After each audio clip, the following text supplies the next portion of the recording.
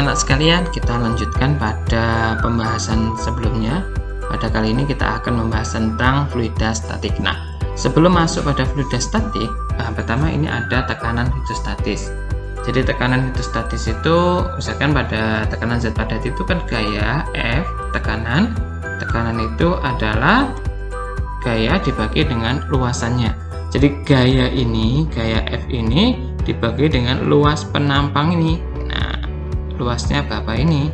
Ini adalah tekanan. Semakin besar gaya yang ditekan, tentu tekanannya semakin besar. Kebalikannya, jika luasnya semakin besar, tentu tekanannya akan semakin kecil. Karena pembaginya besar, jadi hasilnya akan kecil. Nah, perlu diketahui bahwa pada tekanan hidrostatis itu adalah tekanan yang diakibatkan suatu titik itu berada pada kedalaman tertentu. Jadi ini kedalamannya ini. Jadi kedalaman itu dari atas sampai ke titik. Jadi itu adalah kedalaman. Nah, tekanan hidrostatis tidak bergantung pada bentuk daripada ini tidak penting. Jadi bentuknya seperti ini atasnya ini tidak ada masalah. Yang penting ketinggian sama, maka titik 1, 2, 3, dan 4 akan memiliki tekanan yang sama.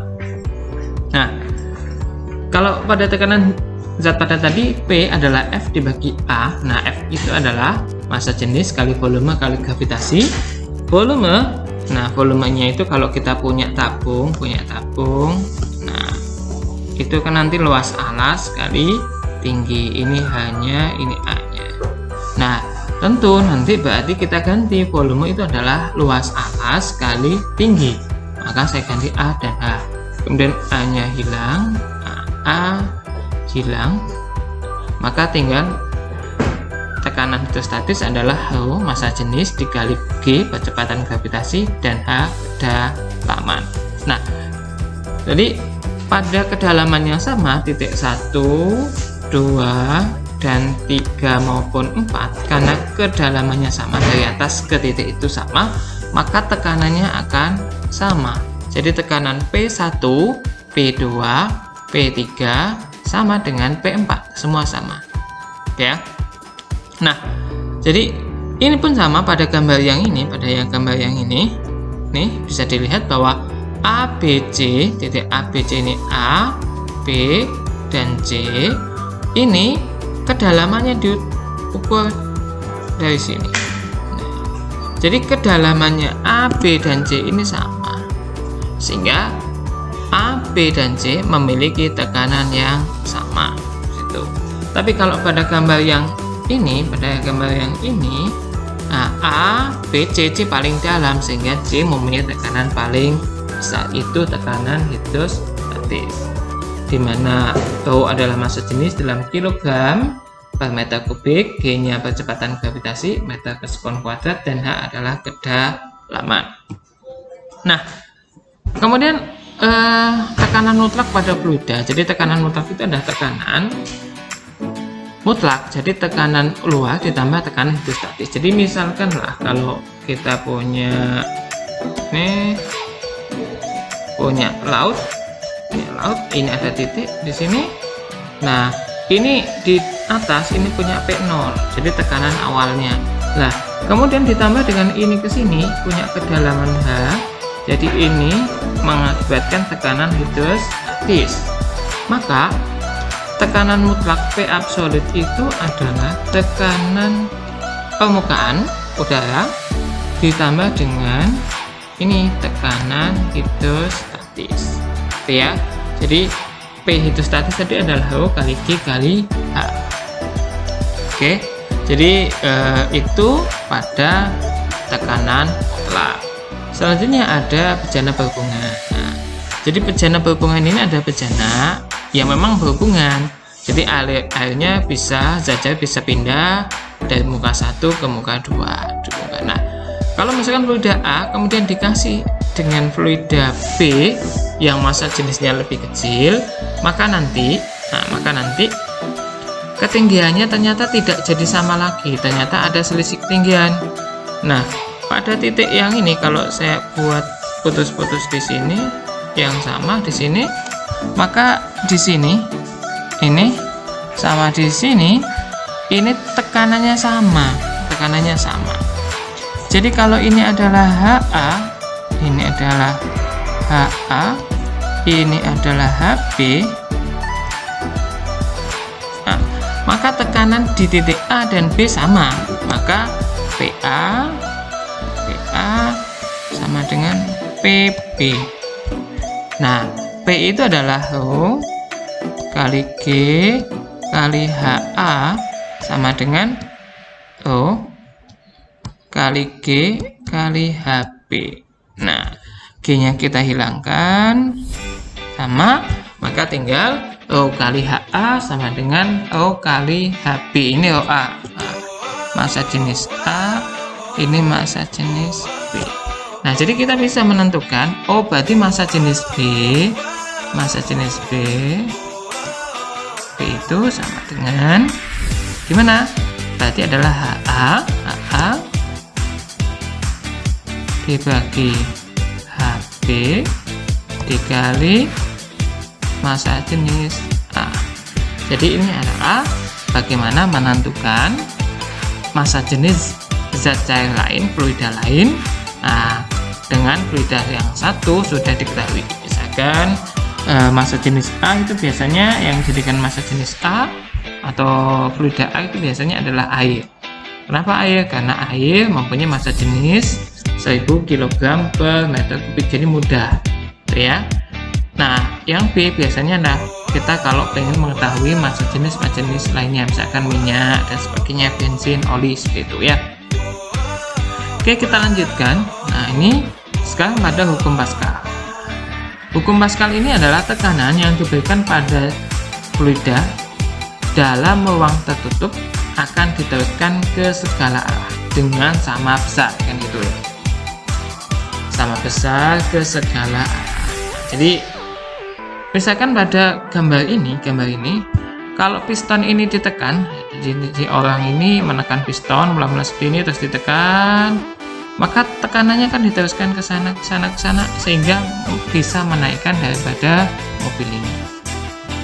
Nah, pada kondisi awal seperti ini, tekanan A, tekanan 1 sama dengan tekanan 2 ini ya, P1 sama dengan P2. Nah, tekanan tadi itu adalah F dibagi A, berarti F pada gaya yang dibagikan pada piston pertama dibagi luas penampangnya sama dengan gaya yang dihasilkan oleh piston 2, ini F2 per A2, ini adalah F1 per A1 ya. Jadi semacam itu, F1 per A1 sama dengan F2 per A2. Nah, selanjutnya biasanya piston itu bentuknya itu adalah lingkaran. Nah, kita tahu luas lingkaran itu adalah PL kuadrat, sehingga bisa diganti dengan ini, bisa diganti dengan F1 per 4 PL kuadrat F1 sama dengan F2 per 4 PL2 kuadrat. Nah, karena 4P-nya bisa sama, maka bisa dihilangkan. Ini hilang. Maka tinggal menjadi F1 per F1 kuadrat sama dengan F2 per F2 kuadrat. Nah, jadi kalau jari-jari atau diameter itu kuadrat, tapi kalau pada luas penampang tidak memakai kuadrat. Oke ya. Nanti kita akan belajar bagaimana menyelesaikan permasalahannya. Oke. Nah, selanjutnya coba kita lihat contoh soal tentang tekanan hidrostatis. Nah, misalkan seekor ikan berada pada bak air seperti gambar berikut ya.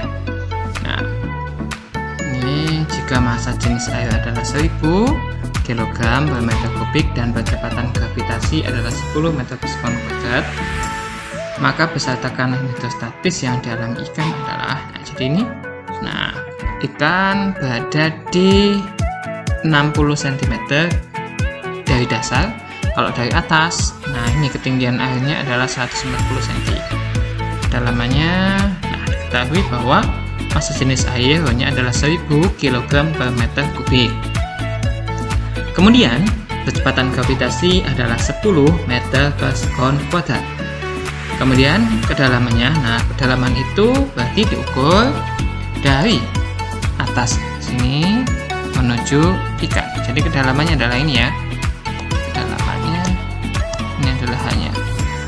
Nah, kedalamannya berarti adalah 140 dikurangi dengan 60 ketemu 80 cm atau 0,8. Kemudian ditanyakan adalah berapa tekanan hidrostatisnya.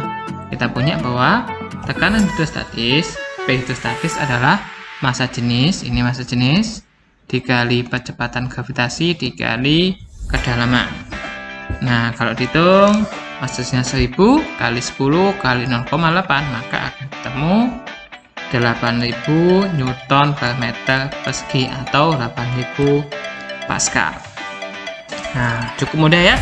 Itu adalah tentang tekanan hidrostatis. Kemudian contoh lagi adalah tentang hukum Pascal. Contoh soal tentang hukum Pascal. Sebuah mobil beratnya 9000 Newton diangkat dengan mesin hidrolik. Jika luas penampang piston kecil, nah jadi ini yang diangkat, piston kecil 5 cm persegi dan piston besar 0,03 meter persegi. Berapakah besar gaya yang harus diberikan pada piston kecil tersebut? Nah, ini adalah F2 karena ini yang mau diangkat. Kemudian ini piston kecil ini adalah A1. Kemudian ini adalah A2. Nah, kalau kita hitung F2 itu berarti kan ini 9000 ya. Kemudian A1 sama A2 ini satuannya tidak sama, maka harus disamakan.